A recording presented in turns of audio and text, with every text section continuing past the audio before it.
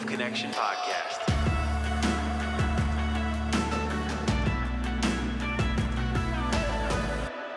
We finally have a chance to talk about wolves in the state of California, and met this gentleman at the Natural History Museum way back in October when Ronan Donovan's Wolves exhibit debuted, and he was part of a little Q&A, a couple of things going on there, and it's really good to sit down, talk with him, and get a pulse of what's happening with the populations going on in California. He is the state gray wolf coordinator. He's been in that position for a year and a half, but he's been with the agency for a total of 4 years for CDFW, and he is Axel Hunnicutt. Axel, it's awesome to see you again, meet you. I know you're running around the state doing a bunch of stuff. Glad you could sit down with me. How you doing? I'm pretty good. Yeah, thanks for having me, John. And yeah, looking forward to talking wolves, talking California wolves. So. Yeah, exactly. Yeah, it's one of those things we've sort of been waiting on, and now it's great that we have you here. Just give everybody a brief background on yourself. Did you grow up in the state of California? Did you move out here? When did animals really become part of your career trajectory? Yeah, I'm not from California. I'm originally from New England. Oh, cool. I grew up, in a pretty urban area, and actually convinced my parents to bring me to the Bronx Zoo down in New York City as many times as possible. And so that zoo is run by, a conservation organization, WCS, and from an early start just was like, yeah, that's what I want to do. I want to be working in the field with animals, preferably in remote areas. And so, I went to school in Alaska, worked on grizzly bears in Canada, and then went over for grad school to Africa and worked in Southern Africa for almost a decade. And then did a little bit of work in Central Africa as well. But what brought me to California was COVID.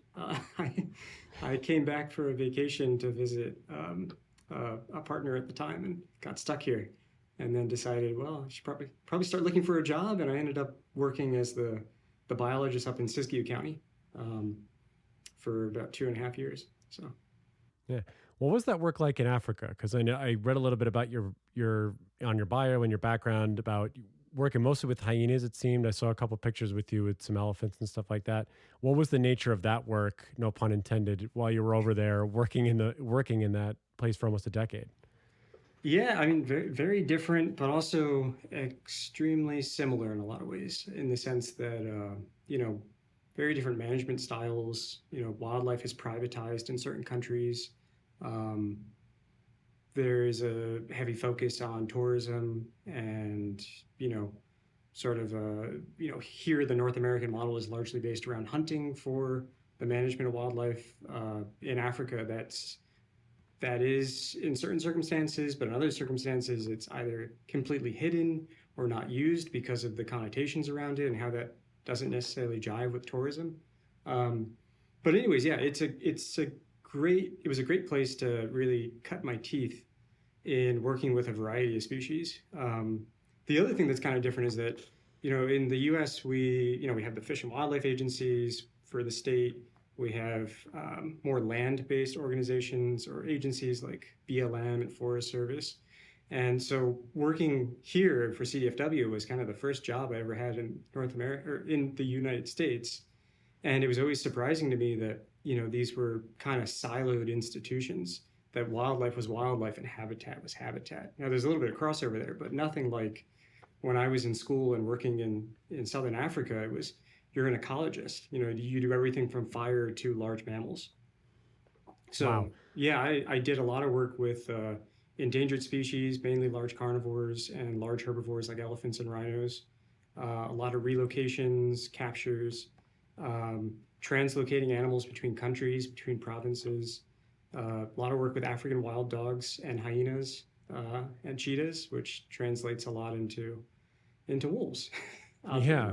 So why do you think there is that separation of, land management to wildlife management, and why was it different or put together in Africa as opposed to here in the United States or North America maybe, that it's separated into different quadrants and there's not as much crossover as maybe there should be?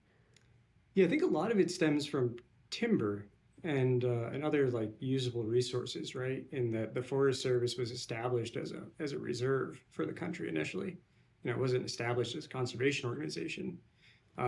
Versus in these other countries, there are timber reserves, but the Forest Service and whatever the equivalent, if there is any, of BLM, just doesn't really exist. And so, and the other side is sort of what I mentioned, is the privatization of land and wildlife. In a lot of these countries, you can, as an individual or as a larger corporation, essentially buy a massive plot of land and establish it as a wildlife reserve and run tourism or just do conservation or run hunting, or it's very different from here. And it does tie into, I think about this quite a bit with wolves and carnivore management, in that in lots of parts of Africa, and I've also worked in East Africa and Central Africa as well, which are very different as well, but they unfortunately or fortunately use a lot of fencing, and will actually fence out entire national parks.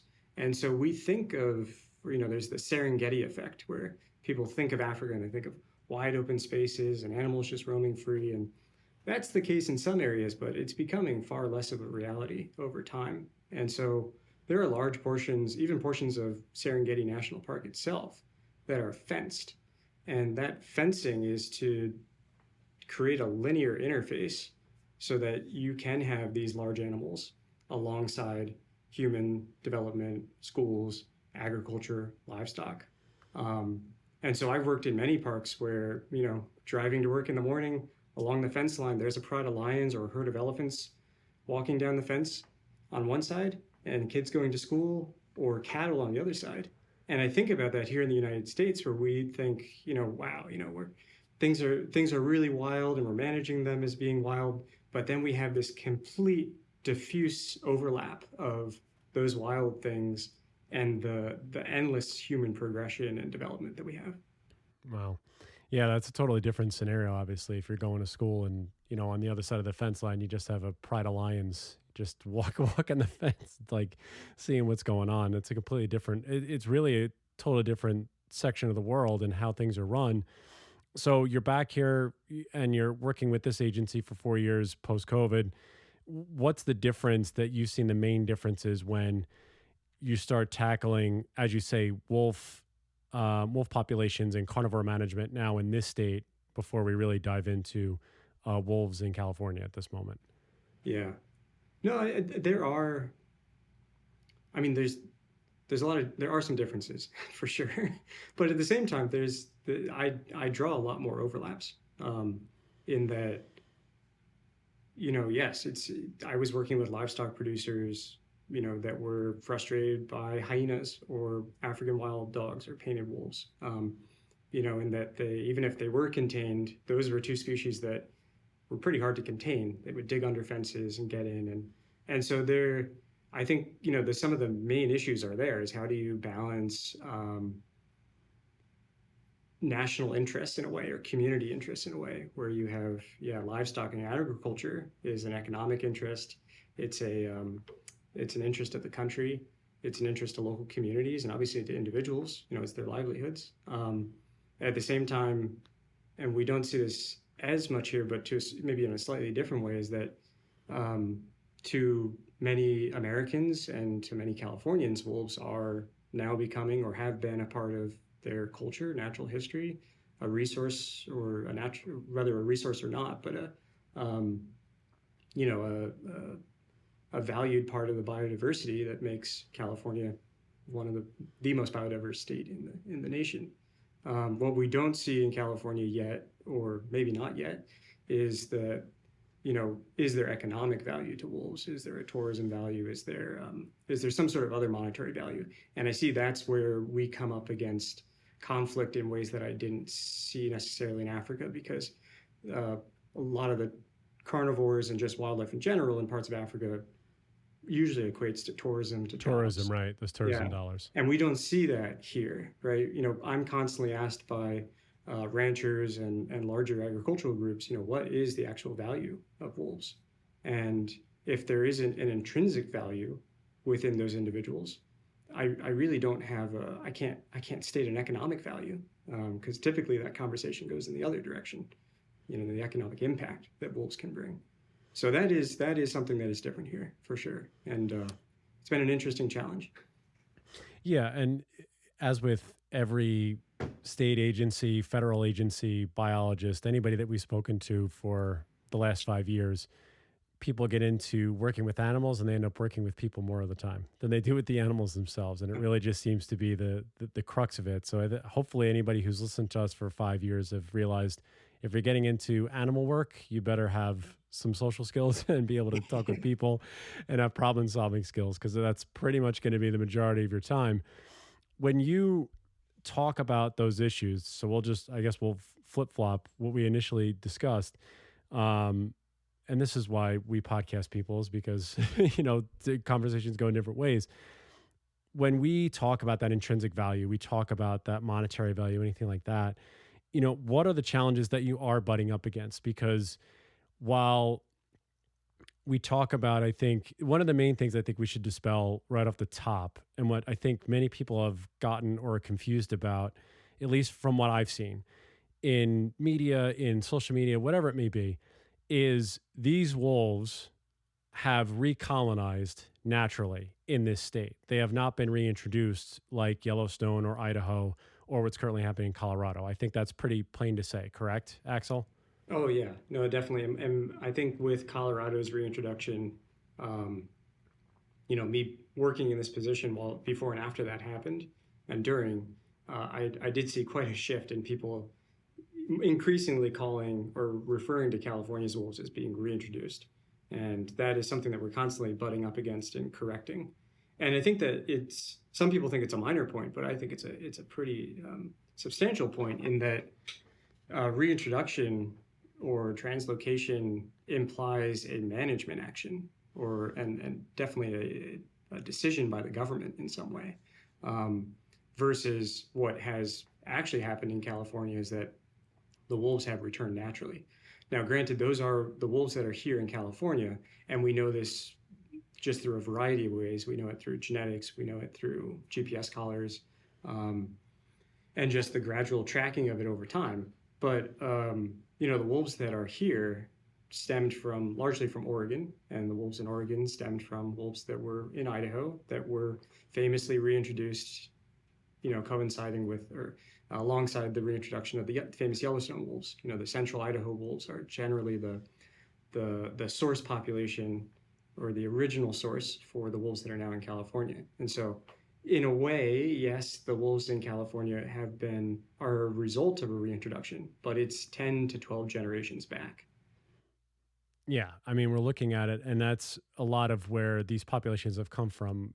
Oregon. Oregon, I think, is where that's where we've seen a lot of those uh, populations sort of come down and start from Idaho. I don't know if they've made it far from Washington down, but either way, there's enough of a population on the western part of the United States, sort of in that Pacific Northwest area, where they can make their way down to California.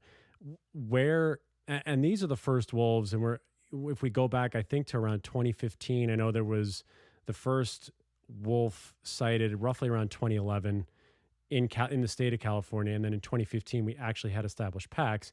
That's for the first time in 87 years, which is we're talking almost a century of a state being without, as you mentioned at the top, one of its top biodiversity apex predators, along with grizzly bears and mountain lions. And for California to be that most biodiverse state, now it has the full the full swath of these predators, along with bobcats and coyotes and things like that. So, what are the other? Is that really the main misconception that people are making initially off the top? Is that these wolves were tracked in and, like you say, translocated, as opposed to really making their way down? And talk about the range. I mean, we've discussed this on this podcast at length, but wolves can travel a very far distance, and so from state to state is really not that big of a deal for them. Yeah, yeah, and I think that that is probably the second thing that comes up. If we can get over the hurdle of where they actually reintroduced, is are we moving them around? And in my mind, knowing wolf biology, Occam's razor is it's just their biology. They move large distances, and so yeah, I was mentioning to you earlier that I just drove back from Tulare County down in the South Sierra today, and was meeting with livestock groups down there. but they're, we have a single pack, the Yolumne pack down in the South Sierra, and they are about 250 linear miles from the nearest pack. Most of the wolf packs in California, there's 10 at the moment, official packs. 9 out of 10 of them are up in northeastern California. They're northeast of the Sierra or in the southern Cascades, and that northeastern pocket of California. And yet we have one pack that's just randomly down in the South Sierra. And so in the minds of people that don't know wolf biology, Occam's like the simplest thing is, well, the state put them there. And even we just, one of our biologists down there last month caught and collared a wolf that is from the Bam Sale pack. It's a new wolf that's in that pack. It's a new female that's joined up.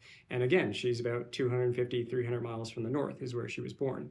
And it was brought up, like it would make, how did that wolf find this one pack? Right. And so, yeah, just to get in, I mean, you've probably exhausted this quite a bit on the podcast, but yeah, wolves travel massive distances. They disperse once they're, 2 or so years of age, and they look for other animals. One thing is that we do have a number of collared wolves, namely ones from Oregon that came down, quite early in wolf recolonization in California. The end of the 2010s, we had a number, I think 8 or so collared wolves that made their way through the state, and 1 or 2 established themselves, namely OR85, but we had wolves that traveled out to Del Norte County on the coast. We had famous OR93 that made his way down to Ventura County and, traveled down the Sierra. And if you look at all those, it's very clear to see that wolves are utilizing the negative human space, the areas like the Sierra, as corridors to try to locate other wolves.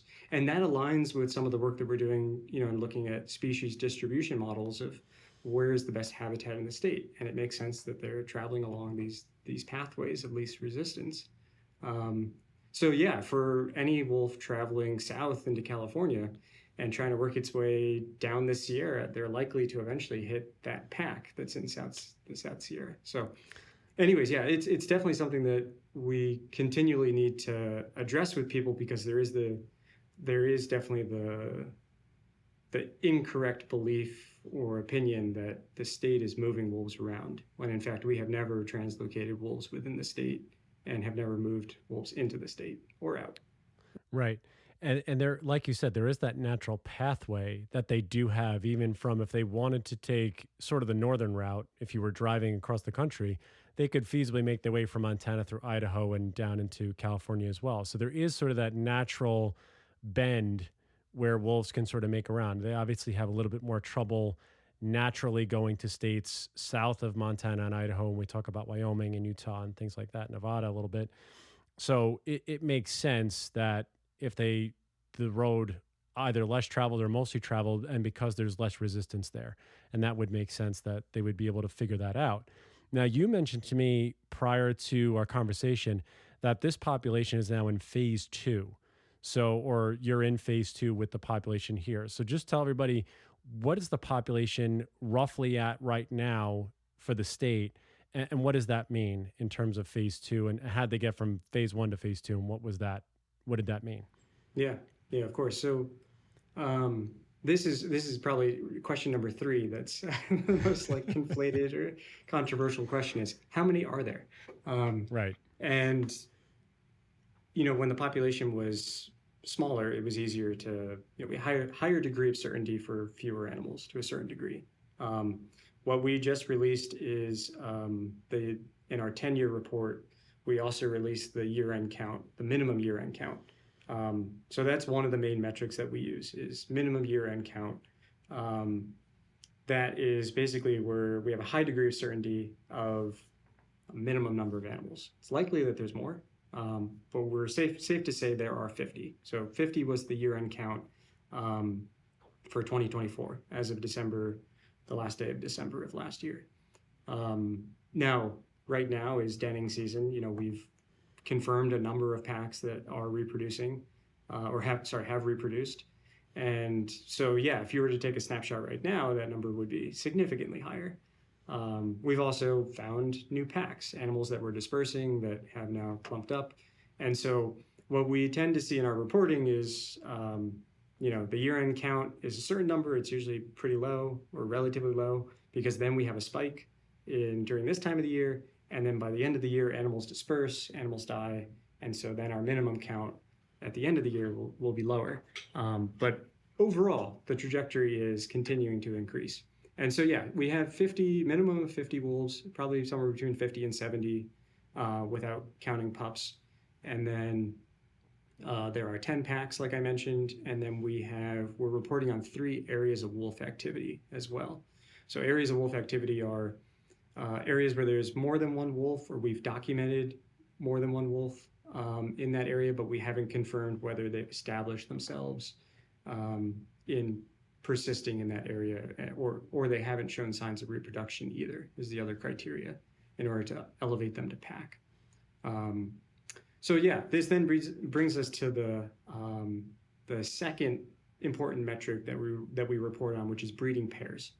And breeding pairs are defined in California's wolf plan as an adult male and an adult female that have at least 2 pups that survive until the December 31st. So that's another reason why we do year-end counts, is because that metric is for the end of the year. So I bring up breeding pair because not all packs are breeding pairs. So it's an important distinction between number of packs and number of breeding pairs. And also because that is the main metric that is used in the conservation plan to outline these different phases of wolf management or recovery. Breeding pair is used because it, one, quantifies that there's successful reproduction going on, and 2, quantifies that there's a minimal amount of juvenile survival as well. And so those are 2 things that address the endangered status of the wolf and its recovery.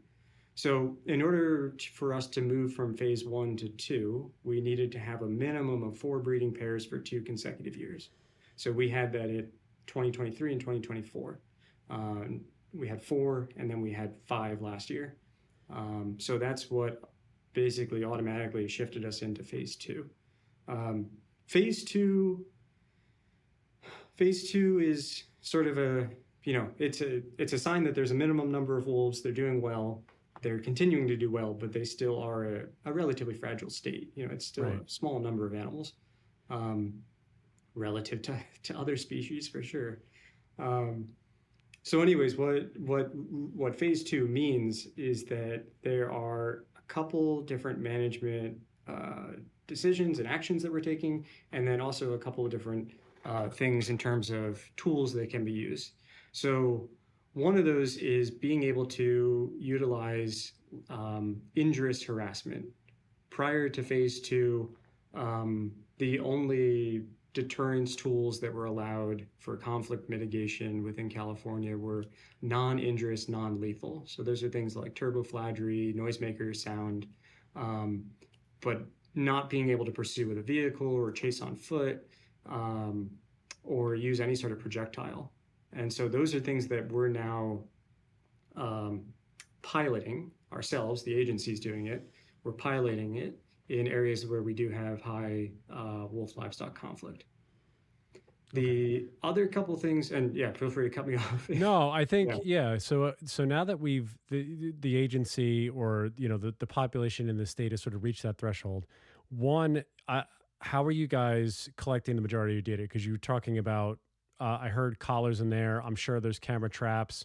So what's sort of the methods that you're able to gain the amount of necessary information so that you can, like you say, with relative certainty, go from phase 1 to phase 2? And then off of that, people I'm sure are going to be listening and saying, well, we're already moving into, I just say, harassment. Obviously, those that are in Yellowstone know that wolves get hazed to a degree so that they stay away from the roads, stay away from humans. Is this the similar actions that you're talking about? So sort of like, whether it be paintball guns or rubber bullets, something like that, to just sort of shoo the wolves away? Is that, so it's sort of a 2-parter in that way? Yeah. Let me address the hazing side first. Sure.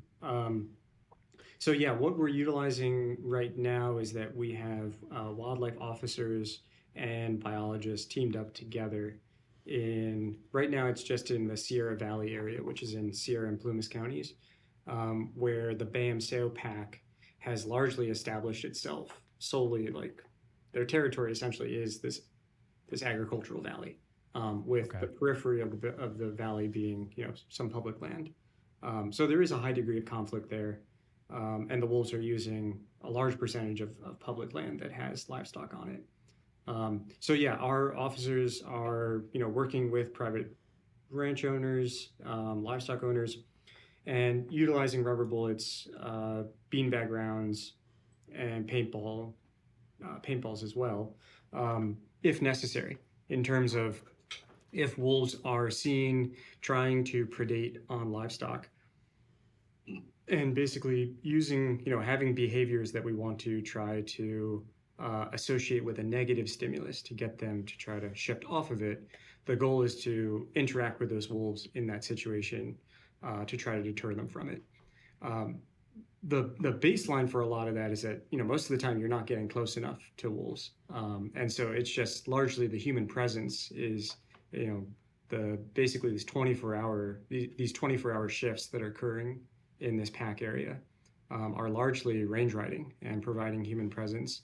And so at the same time, we're collecting a lot of data around that, and also doing some dietary studies around the same time at that pack and some other control packs to try to see how that management action is actually influencing wolf spatial behavior and wolf dietary behavior. So that's also tied into some of the research work that we're doing. The Wolf Connection podcast is now sponsored by our new partner, Jacques-Marie Mage. This LA-based brand is known for their limited edition, handcrafted eyewear and luxury goods, but also for their stewardship program, which supports various nonprofits and individuals who are working to protect a future for wild wolves. What are you guys finding with their diet in California? Because I think this has come up a lot too. So what have you guys seen early on that they're mostly feeding on at this point? Yeah, I mean, each pack will be different, just based on, we have some packs that don't overlap with elk. We have packs, the one pack down in the South Sierra, that's probably one of the few packs there's feral pigs near there. There are some packs that are closer to, wild horse or feral horse populations. So it does vary. We have a larger project with the University of California, Berkeley, the California Wolf Project. We have a contract with them, multi-year project that is really getting at a whole bunch of different things. But diet is one of the main components of that. And we don't have the results for that yet. We're just actually starting next week or so, the second summer season of that. We're collecting scats and then using metabarcoding, so actually going in and picking out the genetics, running each scat sample through genetics so that you get the whole swath of, okay, it's X percentage deer, X percentage livestock, X percentage small mammal, rodent, insect, you kind of get a whole picture of it. But there is a difference, and early on the agency did do a dietary study based on scat and saw that there were pretty significant numbers of livestock in the Lassen pack's scats. Now it's easy just to use that figure and say this percentage of the scat is livestock, therefore this percentage of predation by the animals is livestock. And that doesn't account for predation versus scavenging, because Right. there could be just 100 dead carcasses on the landscape, not associated to wolf killing, wolf predation, and they obviously will utilize that, and it would show in the diet. And so one of the things that we're doing with the Berkeley study is the recent collars that we've put on back in January have the capability to shift schedules in different ways. And so in the summer, we actually increase the frequency of data collection to every 30 minutes, making it really fine scale, and then investigating clusters that pop every morning. So that's multiple points. If there's multiple points in one area, it's more likely that they're potentially feeding on something, or it was a predation site or a scavenging site. Rushing out there we have multiple teams of Berkeley folks that are doing this as well as ourselves, rush out there and then try to determine, was this actually a scavenging event? Was it a mountain lion that killed it? Was it a natural death and they're just feeding off of it? Or is this actually a wolf kill? Have they brought this animal down? And that will inform then the scat side, so that you can actually quantify in some way, what does that actually mean, whether there's 70% livestock or 20% livestock, or whatever it is. Right. And you have to do these investigations, because I think that's what leads to the I don't want to say anybody, you just want to make sure that the right information or the right facts, as you always say, get out there. Because if it looks like, as you say, there's a cluster of wolves surrounding, a carcass, you immediately think that that pack of wolves might have done that, when in reality, they could just be feeding off of a dead animal. Is there, I'm sure there are, members of the agency or for Berkeley, who are the ones that are going out and checking these carcass sites or these predation sites to come up with the conclusions that it's a wolf kill, bear kill, mountain lion kill, whatever it is? Who are the ones that are doing that, and how often are those happening? Yeah, so it's Berkeley does have a team of technicians that are doing it, but myself, our other wolf specialists have been intimately involved. People with a lot of experience with doing carcass investigations, and so yeah, we do it this will be the second summer that we're doing it. So we typically do it at July, August, and then we do a winter survey as well in February. And this time around, we're also getting some county partners involved up in Siskiyou County, helping with the whaleback pack to help with those investigations. So again, people that are doing the investigations for livestock as well are helping out and involved in this. So quite a bit of experience there.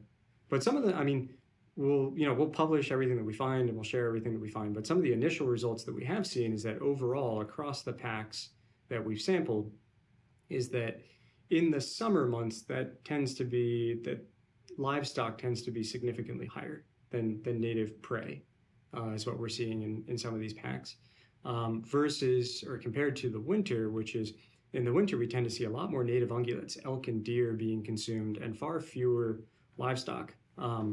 And that's not surprising, in the sense that during the summer months, particularly August, that's when wolf nutrition is most stressed. Their pups are just starting to move.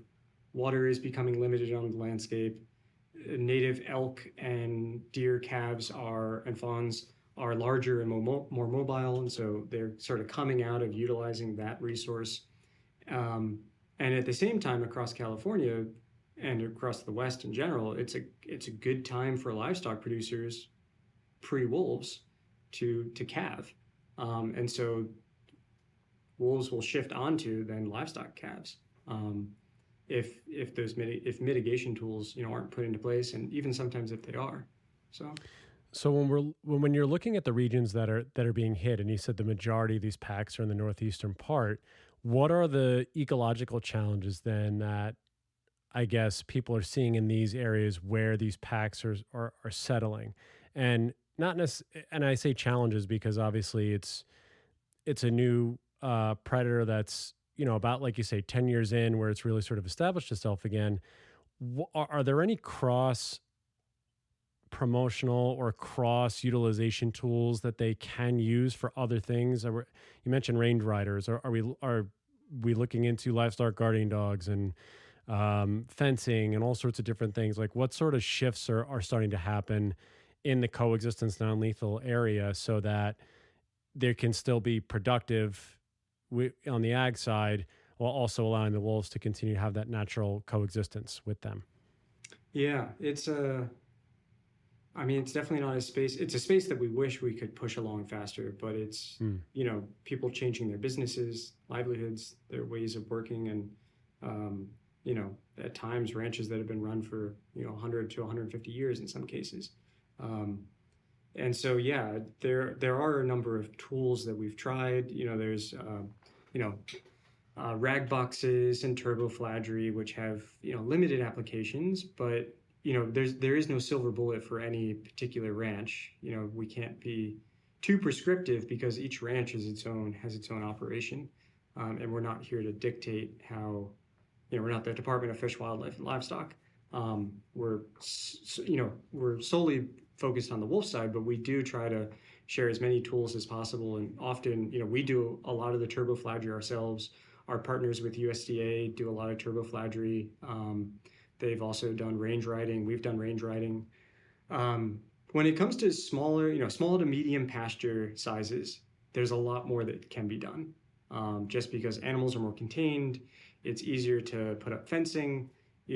I mentioned fencing earlier in Africa, and it pains me to say that I think a lot about predator-proof fencing in California. I don't think we should fence all of California, but there are situations where individual ranchers are calving every year in the same pasture, and maybe that should just be an area of their farm that has predator-proof fencing, for the long term, so that's at least a safe space that if they want to calve, or even if they have pattern depredation by wolves, there's an area that you could shift your livestock to for short term, for protection. Yeah, it's just a suggestion, and it's only going to work for certain people. But right. I mean, you do get into, though, I would imagine people, and we're talking about public land, right? Or are we talking about privatized land? Well, I'm thinking in about that situation. private Okay. land, but then you get into, you get into public allotments, and then right. the number of tools we have drastically declines. Right. And I think many people, I think myself included, if we start fencing off public land, there's going to be a whole other uproar on that side, because we're talking about suggesting that. Yeah. No, I know you're not. No, I know. Yeah. That's not what I was getting at. I'm just saying, like, if the idea gets floated, it's possible that, people will say, well, now we're, like you said, you don't want to fence off California. So it's just, you got to see what works, obviously, for everybody involved. Were these the things, before I get actually to the museum event, where I know you guys had that panel, what are some of the things that you're looking at, I guess, on the wolf side, before we sort of jump into a little bit more about the coexistence and where things stand there? Population wise, you say things are going up. You're monitoring, obviously, the denning season, seeing where they're going. Is there a level of, and I hate to go in the number area, and I'll try not to, but what are sort of the stated goals of the agency right now as you look at the wolf population as it continues to grow? Are we just sort of seeing how things sort of play out? Are we looking to hit a magic number? I know people sort of look at this and say, when we hit X number, then a whole different set of tools sort of get rolled out for whatever it may be, whether it's lethal, whether it's management, stuff like that. So what's sort of the agency's goals going forward with the wolves as they continue to just naturally populate and reproduce and sort of take their territory in the state? Yeah, no, it's a question I get asked a lot, and unfortunately, we don't have any stated goals, in the sense that in the conservation plan was written 2015 into 2016, or it was published in 2016, but really it started, the initial groups around discussing the plan started after OR7 came down, in 2011, and so a lot of the plan was written very, I don't want to say speculatively, but very much like, if this happens, this might happen. We had no idea. We didn't even have a wolf pack established at the time of, close to the publication time. So if you go into that, it has a lot of great information. It's based off a lot of other Western states and their management practices and, the literature at the time. But it definitely, I think if it were to be rewritten or updated, one of the main things would be to have recovery criteria. Now, one of the things that I didn't mention is, in phase 2, another thing that we're doing is doing a review of the status of wolves. Now, that doesn't mean that we're going to potentially petition some sort of listing change, but it does mean that we're going to look into, are the circumstances in which the wolf was listed in California, do those threats and circumstances still exist, or have they changed in any way? One of the things that I'm hoping to tie into that as well is, some sort of recovery plan or recovery planning. And that's just good management in the sense of, we should have goals. We should have benchmarks for endangered species. and how to get them ideally off the endangered species list. That would be a good thing, just fundamentally thinking about what the endangered species list means or endangered status means. So anyways, that criteria, whatever it is, in other states, it's been as simple as we want to get to X number of wolves or X number of packs. I think California is a little more complex than a lot of other states, and I don't think we can use the same roadmap that has been used in the Northern Rockies. I think California is such a different place, has so many different environments, has almost 40 million people,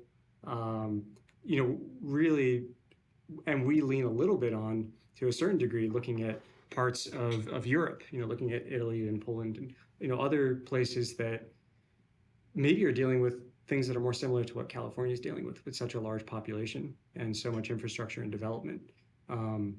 And so, yeah, I don't think we could just go and look at other states and take a page out of their book. We definitely will be using that to inform this.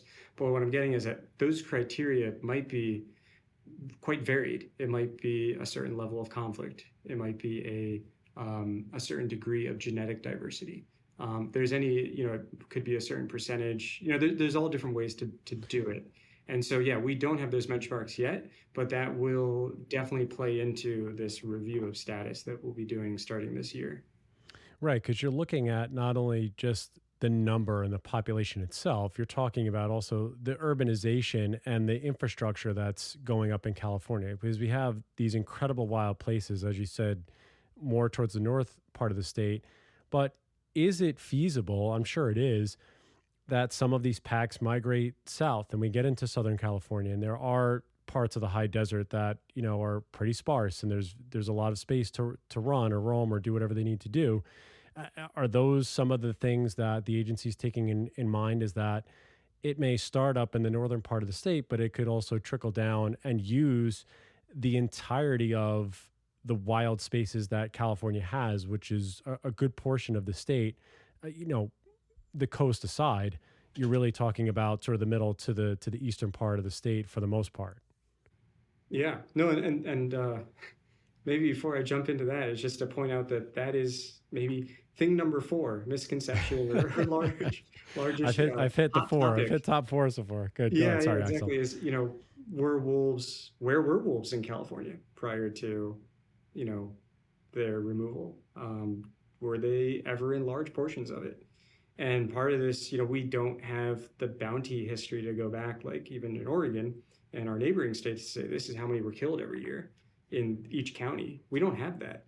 And part of that is owed to, the unique history of California and its rapid development by Europeans, the colonization by the Spanish. There was so much governance going on in portions of California that just simply didn't happen in states like Montana and Idaho until decades later, let alone the rapid population growth that we had. California at the time of the last wolf in 1924 had over 1 million people in it. There still aren't 1 million people in Wyoming. So it's just a very different system. But it gets into, where do we think wolves can be? Back to your point, is that, yeah, there's no wolves as a species, were the most widely distributed mammal prior to humans. And there is no reason to think that they did not occupy all, if not large portions of California, when they can occupy from the high tundra down to deserts and the tropics. So there are large portions of California that, like you mentioned, are wild. We are, really hoping that eventually wolves, it's just a matter of time before wolves eventually end up in the Trinities, the Marbles, Mendocino area, those areas where livestock numbers are significantly lower. We know there's a lot more elk, deer numbers are a lot better. It's just an area that likely is going to be hopefully less conflict and more of a refuge for a source population for the rest of the state. And going forward, that's probably where we're going to have most viability. That's going to be the key conservation area for wolves to eventually colonize. And it's just a matter of time before that happens. But yeah, there are absolutely areas that in the last couple of months, we've had multiple detections of at least a single wolf down in the Tehachapis. So that, it's just that whole area on the coast, there are these different, we call it, these connectivity roadways across California, despite 40 million people on all the highways. It's just it's hard not to marvel at the species recolonization and the paths that it takes. Right. But yeah, there's definitely certain, there's definitely the possibility and likelihood that we will have wolves in very interesting parts of the state. And those are all things that are being considered when it comes to the long-term management and monitoring of the species. Right. And it's going to be very different than just, wolves are out in the national forest. Yeah. And to your point, excuse me. I mean, to your point too, when you're talking about Italy as an example, and when we've spoken to a couple of folks who are over there, it's really wolves adapting similar to coyotes in those ways, in that they are in the towns to a degree and sort of just commingling with people in a more comfortable manner than they've been before. Obviously, different set of circumstances, whereas here in the States, at least in California, as we're talking about now, you have large swaths of wild public land, parks, things like that, where they have, wild game to go to. Whereas in Europe, it's so very tightly compacted that, there are portions where they're there, but it's a little bit of a different situation. Mm-hmm. Did any of that stuff, or I'm sure it did, and we're going back, 6-7 months at this point, when you were at that Natural History Museum event with the Rowan Donovan exhibit, were a lot of these points brought up that we're talking about in terms of population expansion, monitoring, some coexistence measures, or is this all sort of really come to fruition in the new year in 25, since that event happened, in terms of having another breeding season, denning, and sort of having those numbers published from the year before? What were sort of the things that were discussed there and have sort of become new since that event happened in October? Yeah, I think all those things have been known to us. I mean, we are increasingly, because of our research efforts and monitoring efforts, every year we learn, or every month, every day, we know a little bit more. In some cases, we think we know a little bit more, and then the wolves surprise us. But I think what stood out to me, we did touch on a lot of those topics in that conversation down in LA. But for me, that was definitely one of my first public events in an area far from wolves. I'll just put it like that, in the sense that, we have 39 million people in the state. The vast majority of them will never see a wolf, live near a wolf, encounter a wolf. Despite our public wolf sightings reporting, we get a lot of reports down in San Diego, LA, and San Francisco, which are just purely misidentifications of coyotes or dogs. But the point is, California's, shouldn't call it a microcosm because it is pretty big, but it's a microcosm for, probably a larger issue globally as a species, that we have an ever more urbanizing population of humans that are becoming more removed from natural spaces, nature, wildlife, natural resources. And so it's ever more important that we try to reconnect people, especially as, decisions that are made around natural resources are ever becoming done based on ballot measures and whatnot. So, oftentimes the majority of the populace just isn't fully connected, isn't fully educated or aware of the issues, the animals, or the consequences around management. And so I think it's extremely important that we do talks like that in these urban areas of California. But I did just want to say that one thing that we discussed quite a bit in that talk was, we were talking a lot about livestock conflict. And I think we just kind of jumped into it because most of the panel, we're used to doing talks on this, and we just usually just talk a lot about conflict and livestock conflict. And there were several people that in that talk were kind of like, hey, why are we talking about cows? And I think there was just a little bit of a disconnect, and it highlighted to me that, in some of these conversations, we almost need to back up and remind people of just the real different ideas and systems that are in place in California and across the United States in terms of federal land management, state land management, how that interfaces with livestock. The fact that our national forests are working lands. They're for timber harvest, they're for cattle allotments. There's a lot of business that goes on in them. They're not necessarily just these wild spaces.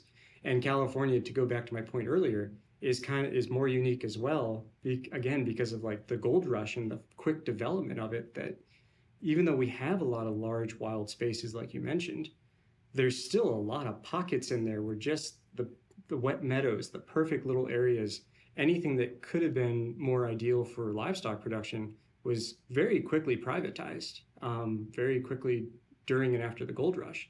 And so unlike other states where, large swaths of wilderness and national forests are completely protected, California has a lot of that. But you think about California's national parks, they're not large meadow pristine systems where we see a lot of actual large mammals.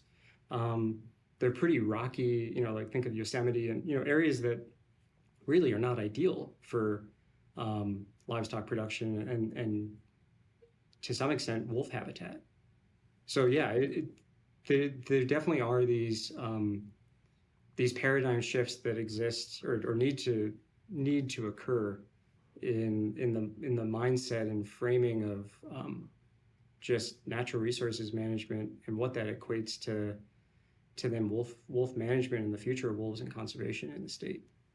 So when you look at those sort of those issues that come up, when you have this cross-pollination of folks that are living it in terms of they're on the ag side and seeing this every day, we have the urban population that's seeing it from a distance. How are you translating that information then so that everybody has the same general idea of how these things work, so that everyone's informed and can realize the possibilities of wolf population expansion, also keeping in touch with the economics of the state, because obviously, as you said, it's a tangled web of who's working what land, and that's where people can, to some degree, I would imagine, get upset, and that's probably why there were those comments about talking about agriculture, talking about livestock, as opposed to not feeding into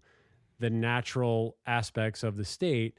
And to your point, a lot of there has been, especially probably in the last 5 years, a lot of disconnect from the natural world, from our ecology, from our environment. So how is the agency spreading the right information and the right facts along so that everybody can be on the same page and it's not jumping into, as we've seen in other states, pointing fingers at each other and going their separate ways and sort of digging their heels in? Like what's the way that we can forge coexistence as opposed to the other stuff? Yeah, and it's a great point. And I mentioned earlier, the Serengeti effect, like thinking that the Serengeti or Africa is the Serengeti. And we have that to some extent in North America as well, where perhaps, more urban populations have this idea that if it's a wild space in California or the Western US, that it's just as good as Yellowstone. And that's just simply not the case. It's very different. And so, yeah, I think you're absolutely right that I strongly believe that there is more than any other state, there is an extreme need for outreach and education when it comes to wolves and just wildlife management and biodiversity management in general when it comes to California. Because if we don't, and we're already seeing it, it causes great divides. You have a small percentage of people that are living alongside wolves. Some would argue not harmoniously. Many would argue not harmoniously at the moment. And yet, the majority of the population, as I mentioned, is super far away and has no consequence on them. And yet there are still strong beliefs that many of them have around this species that they don't, they've never seen. And I've experienced this quite a bit working in Africa with, working with elephants, working with these big charismatic species that you and I probably learned about and loved from being kids in the US. Yeah. yet had no idea what the consequences were for management actions for them in in a complete other continent on the other side of the world. And so, yeah, I take a lot of my background in working in that space in other countries and thinking about that here. When I give talks, and I try to give as many talks as possible to a variety of constituents, but I do largely try to focus in the small pockets of urban areas that are kind of on the buffer of wolves, which is probably, maybe it's hedging our bets of just the better places to target. Communities like Truckee that are arguably, a slightly different demographic, yet only like 30 minutes from ground zero of wolves. And so trying to, target some of those areas and share facts and science, and then share the idea of empathy, that there's so much division in species like wolves. And this is what comes back to me with hyenas as well, is they are a polarizing carnivore. Just their existence and what they do and their behavior and just the visual of them. And to go back even further, our history with them as a species. We have hyenas in Alaska prevented humans from crossing the Bering Strait by potentially 6,000 to 10,000 years. Like they impacted us. Like we were evolving with them. Wolves, as I mentioned, were once the species that, once we left Africa, we encountered them at all northern latitudes as we expanded across the world. And so our history, our religion, our cultures, our stories for tens of thousands of years is connected to the wolf. We have this intrinsic, visceral connection to them, whether you want to believe it or not.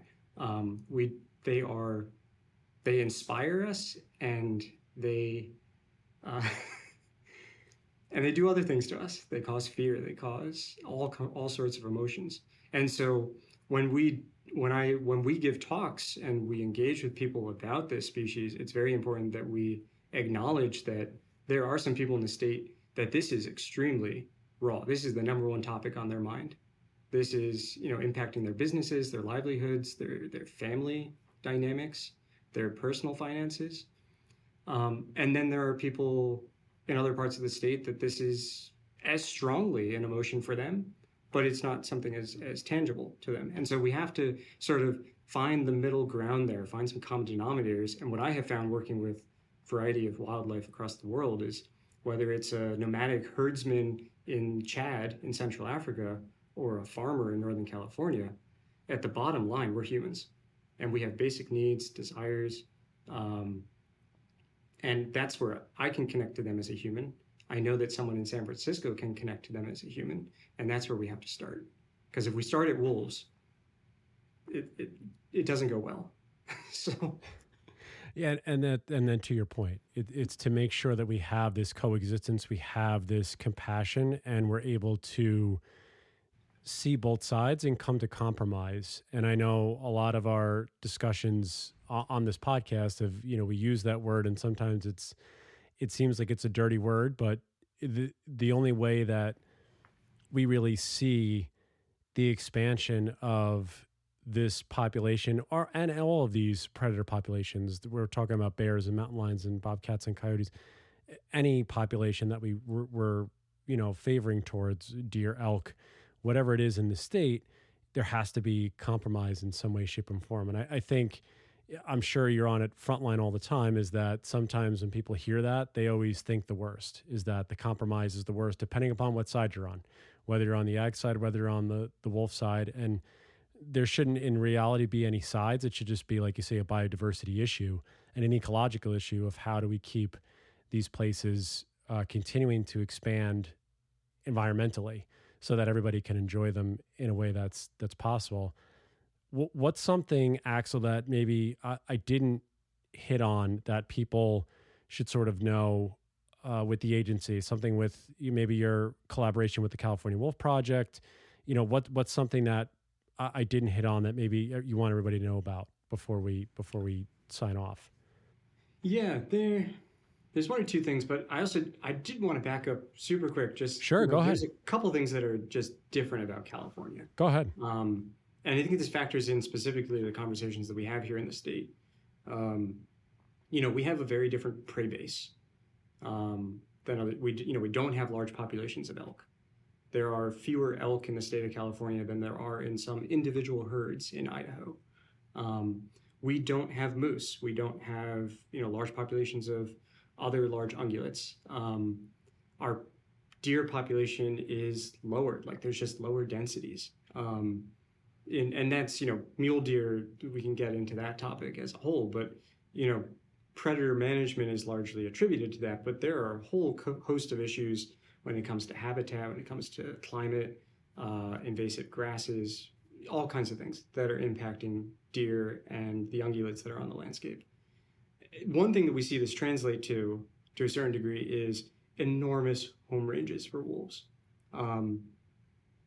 You think about wolves in the Midwest, where home ranges can be as small as 20 square miles, 20 to 70 square miles.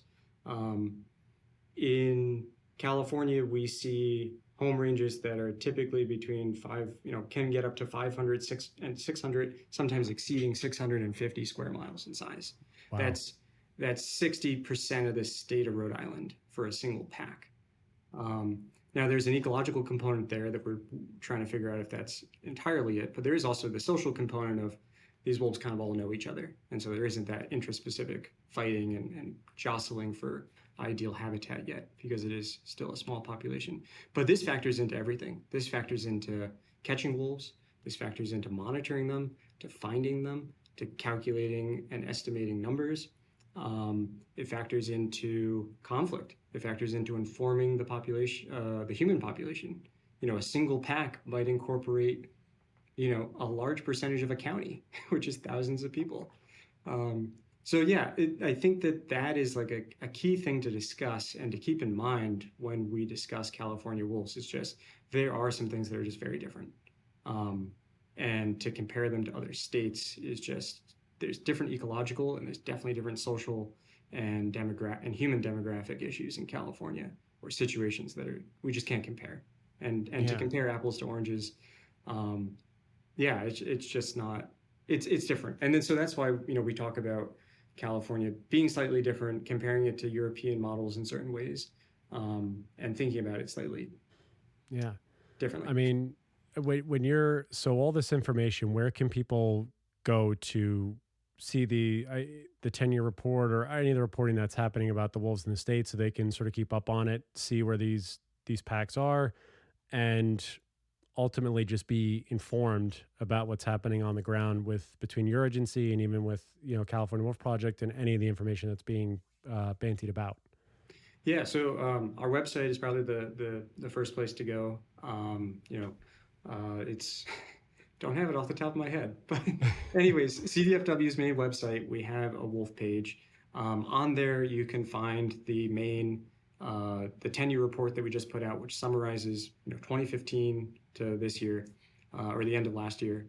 10 years summary of basically everything that we've collected and know right now.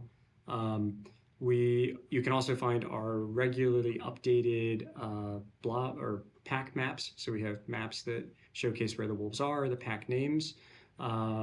Every quarter we also update, or we give a quarterly update that just kind of lists every pack, what we know about it, the research or fieldwork activities that we've been doing with them, as well as the list of conflict, situations that have occurred. And then we also have like a known, we call it the known wolves document, which is just sort of like more of a historic document that we continually update, which goes into a lot more detail about each pack and sort of where they were formed, who's part of it, and sort of the advancements or notable circumstances for each pack. And then, as you mentioned, the California Wolf Project, which is our collaborator and contractor through the University of California, Berkeley, they continue to put out great stuff. They have an annual report with their findings, and they're a little more specifically active on social media as well. So you can find them there on Instagram and other social media stuff.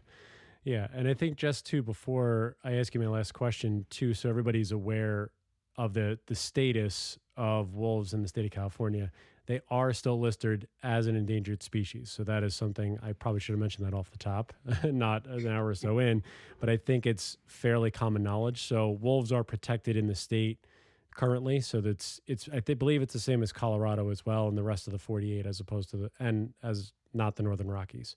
We're still waiting on that delisting hearing. Same federal and state protections. The only difference with Colorado is that we are not a 10J population. So got it. Colorado's 10J, which means that they can take lethal management action because it's an experimental population. California is a naturally recolonizing population, so it does not have that. Doesn't have that, that 10J rule. Yeah. So those of you that are listening, so they're in the state. They have naturally come back. There has been no movement by Axel or any of his team to bring the wolves here.